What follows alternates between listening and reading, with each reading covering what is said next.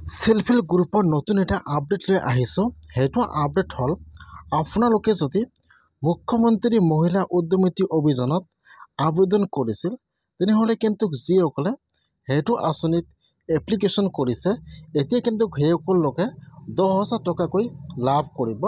যিসকলে এপ্লিকেশ্যন কৰিছে সকলোৱে কিন্তু 10,000 টকাটো লাভ নকৰিব।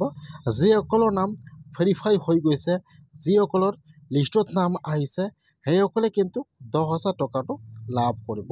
যদি আপোনালোকে মুখ্যমন্ত্ৰী মহিলা উদ্যমিতা অভিযানত এপ্লিকেশ্যন কৰিছে তে কেনেকৈ আপোনালোকে নতুন লিষ্টটো চেক কৰিব যে আপোনালোকৰ লিষ্টত নামটো আহিছে নে অহা নাই আৰু আপোনালোকে কেতিয়া লাভ কৰিব 10,000 টকাটো। মই আজি এইটো ভিডিঅ'ত আপোনালোকক A to Z সম্পূৰ্ণ প্ৰচেছ ষ্টেপ বাই ষ্টেপ দেখুৱাই দি আছোঁ। কেনেকৈ আপোনালোকে লিষ্টটো চেক কৰিব লাগিব আৰু আপোনাৰ একাউণ্টত 10,000 টকাটো সোমাইছে নে সোমোৱা নাই A to Z সম্পূৰ্ণ প্ৰচেছ ষ্টেপ বাই ষ্টেপ জনাই দি আছোঁ। আপোনালোকে জানিবলৈ হ'লে ভিডিঅ'টো সম্পূৰ্ণকৈ চাই ল'ব স্কিপ নকৰাকৈ। আৰু যদি আপোনালোকে মোৰ চেনেলত নিউ হয় মোৰ চেনেলটো ছাবস্ক্ৰাইব কৰি ৰাখি দিব। এতিয়া আপোনালোকে ফাৰ্ষ্ট এইটো অপশ্যনত আহিব লাগিব। ইয়াত সকলো ডিটেইলছ দিয়া আছে। মই কিন্তু আপোনাৰ সুবিধাৰ কাৰণে অপশ্যনৰ লিংকটো মোৰ ডিছক্ৰিপশ্যনত দি দিছোঁ। আপোনালোকে ডাইৰেক্ট ক্লিক কৰি এইটো অপশ্যনত আহি সকলো প্ৰচেছ চাব পাৰিব যে আপোনালোকে কেনেকৈ লিষ্টটো চেক কৰিব লাগিব আৰু কিমান তাৰিখে আপোনাৰ একাউণ্টত 10,000 টকাটো সোমাই যাব, সকলো প্ৰচেছ দিয়া আছে। মই আপোনালোকক জনাই দি আছোঁ। ইয়াত চাব ফাৰ্ষ্ট ইয়াত দিয়া আছে ডিটেইলছ দিয়া আছে। ইয়াত চাব এইবাৰ কিন্তু 39 লাখ মানুহৰ একাউণ্টত 10,000 টকাকৈ সোমাই যাব। যদি আপোনালোকে মুখ্যমন্ত্ৰী মহিলা উদ্যমিতা অভিযানত এপ্লিকেশ্যন কৰিছে 10,000 টকা পাৰ ফৰ্মটো জমা দিছে তেনেহ'লে কিন্তু যিহেতু এপ্লাই বহুতো হৈছে তাৰ ভিতৰত কিন্তু বহুতো মানুহৰ নাম ৰিজেক্ট হৈ গৈছে, বহুতে মানুহে কিন্তু 10,000 টকাটো লাভ নকৰিব। এতিয়া কেনেকৈ আপোনালোকে লিষ্টটো চেক কৰিব লাগে সেইটো জানি লওক। ইয়াত চাব অকণ তলত আহি যাব ফাৰ্ষ্ট ইয়াত ডিষ্ট্ৰিক্টৰ নাম দিয়া আছে।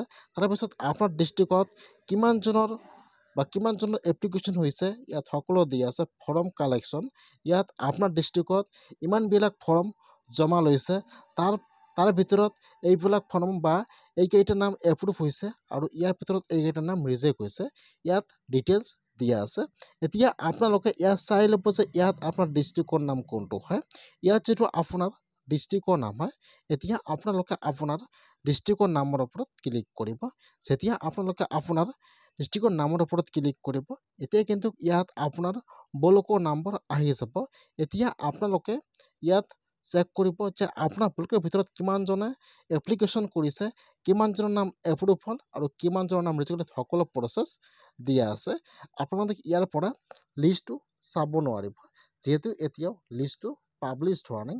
এইকাৰণে আপোনালোকে ফাৰ্ষ্ট চাব পাৰিব যে আপোনাৰ ব্লকৰ ভিতৰত কিমানজনে এপ্লিকেশ্যন কৰিছে, কিমানজনৰ নাম এপ্ৰুভ হ'ল আৰু কিমানজনৰ ফৰ্মৰ ৰিজেক্ট হৈছে, সকলো প্ৰচেছ দিয়া আছে। যদি আপোনালোকে এতিয়া লিষ্টটো চেক কৰিব তেনেহ'লে যিটো আপোনাৰ CRP আছে তাত গ'লে কিন্তু আপোনালোকে লিষ্টটো চাব পাৰিব। যদি আপোনালোকে আবেদন কৰিছে আপোনালোকে আপোনাৰ একাউণ্টটো চেক কৰক। আজি কিন্তু সকলোৰে একাউণ্টত 10,000 টকাকৈ সোমাই যাব। আপোনালোকে আপোনাৰ একাউণ্টটো চেক কৰি চাব